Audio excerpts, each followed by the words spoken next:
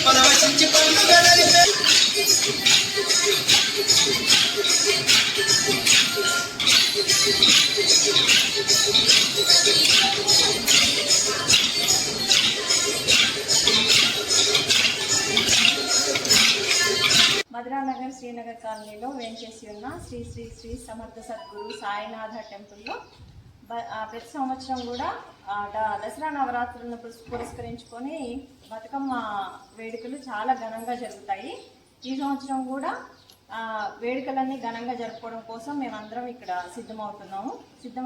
అయిన అంశం ఏంటంటే బతుకమ్మగా అందరం ఒక దగ్గర గ్యాదర్ అయ్యి ఇక్కడ కోలాటం అయ్యి ఆడుకొని చాలా వేడుకగా జరుపుకుంటాం అన్నమాట. సో దానికోసమని కోలాటం ప్రాక్టీస్ కోసం ఇక్కడ అందరము గ్యాదర్ అయ్యి కోలాటం ప్రాక్టీస్ చేస్తున్నాము. మా కోసం గుడి కమిటీ వాళ్ళు ప్రాక్టీస్ చేయించడం కోసం ఒక గురుగారిని ఏర్పాటు చేశారు. వారు వచ్చి మాకు రోజు ప్రాక్టీస్ చేయించడం అన్నీ చేపిస్తున్నారు. అందరూ కూడా చాలా ఇంట్రెస్ట్గా, చాలా పనులున్నా అన్ని పక్కన పెట్టేసుకొని పని ప్రకారం ఇక్కడికి వచ్చి అటెండ్ అయ్యి చాలా ఇంట్రెస్ట్గా నేర్చుకుంటున్నారు. చిన్నవాళ్ళు పెద్దవాళ్ళు అనే ఇది లేకుండా చాలా ఓపికగా నేర్చుకుంటున్నారు.